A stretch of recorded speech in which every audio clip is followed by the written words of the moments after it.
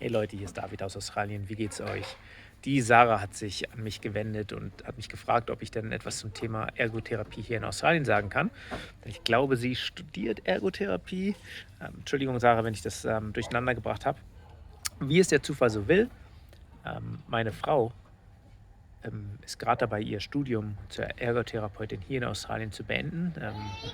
Morgen hat sie ihren letzten Tag in der Uni, ein bisschen gefeiert. Und ja, insofern kann ich weniger, aber meine Frau tatsächlich zu dem Thema etwas sagen. Also in diesem Video geht es um die Ergotherapie hier in Australien. Alright, so den nächsten Teil machen wir jetzt auf Englisch, denn meine Frau ist Australierin und versteht kein Deutsch. Nur ein paar Wörter. Fußball. Ja. Ja. Ja, die Sarah hat mir ein paar Fragen gestellt und da gehen wir jetzt einfach mal durch. Alright, so, hi Angela. Hello. No, hi YouTube. Hi YouTube. Hi YouTube. Alright, cool. So the first question is to give people in Germany a little bit of an understanding of what studying occupational therapy in Australia, is about. To give them an idea, maybe you can just describe what what your program was. And one important part to understand is in Australia you have to pay for university, and not just a fee. You actually have to pay a decent amount of money. Maybe we start with that first. Angela, how much did you pay for the program? Well, I haven't paid yet, but it will be for the 4-year degree about 34,000. 4-year bachelor's. 34,000 Australian dollars. Right, $34,000. Yep. Australian dollars. Yes. Now that depends on the university, right? Every university has their own kind of. They're a little bit the same, but if you go to somewhere like Bond University, that will be probably about 120,000. Okay. Because it's a private university. Quite a big jump. Quite a big jump and difference. Now you need to qualify. Yes. To study. So you get a score out of high school, and that score will help you get into university. Or like me, you're mature age and you're not 18 anymore. I've got a previous degree which counts towards getting into another degree. So, yeah. All right. So that's somewhat similar to Germany, where you depending on your degree and there's a ranking. Yeah, there's a kind of a ranking. Yep. All right. So 4 years of studying for a bachelor degree. So what was the kind of the program like? What kind of what was the structure over the course of the 4 years? I think you just get some introductory occupational therapy units in the beginning for the first 2 years, a little bit of like anatomy and statistics, and then it moves into 3rd and 4th year being a lot more occupational therapy focused.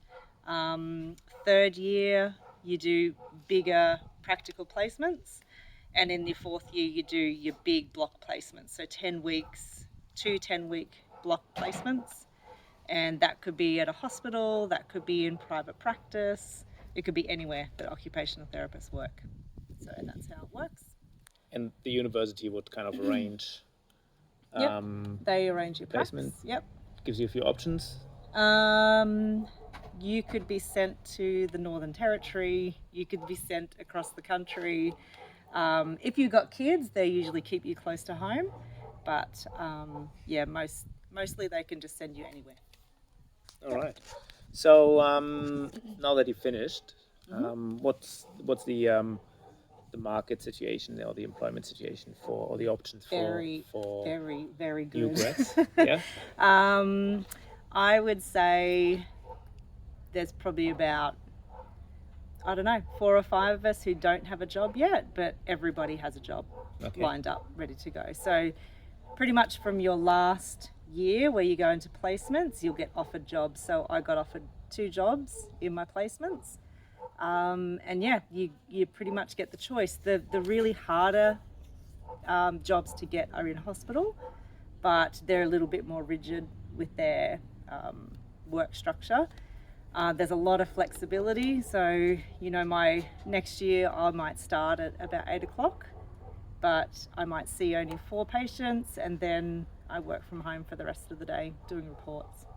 So yeah, Okay. it's a very good market. So an occupational therapist can work in like small clinics that are kind of focusing on occupational therapy, and hospitals, Hospital, aged care, schools even. schools, So government, quite a lot of return to work.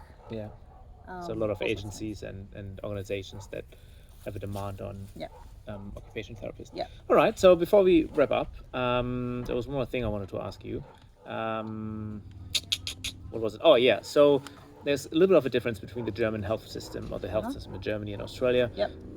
Big difference is the vast majority of people in Germany are covered by a form of a let's say government insurance. Not really government insurance, but it's a certain set of services and more or less fixed price point.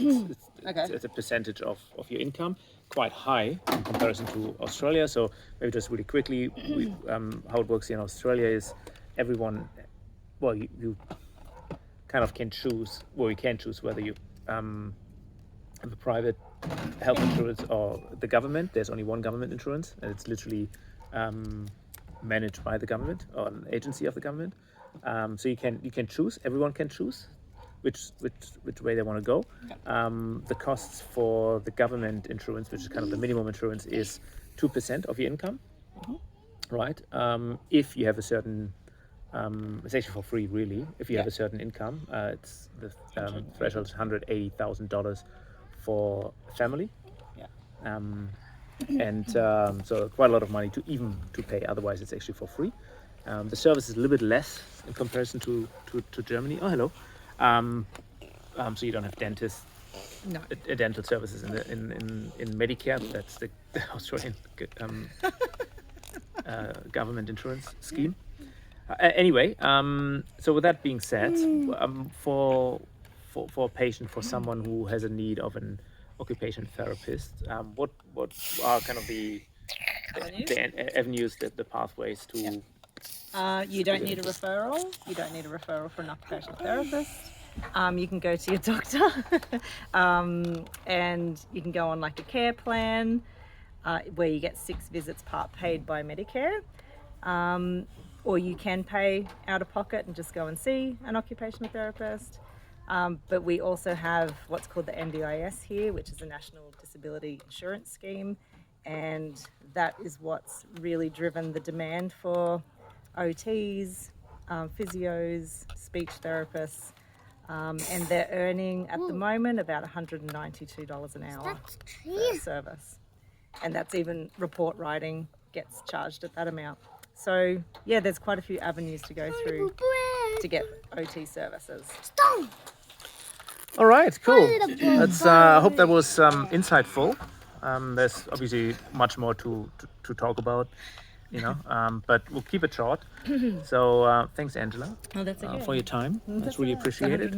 It's $192. That's right. All right. Well, Sarah and colleagues and friends, I hope that was somewhat interesting for you guys, and and I hope you enjoyed the video, and there will be more on my channel, and more about motorbikes again. Not so much. Yeah, I know, not so much OT. But yeah, so let's wrap it up here. Thank you very much, and wir sehen uns im nächsten Video. Also haut rein, tschüss.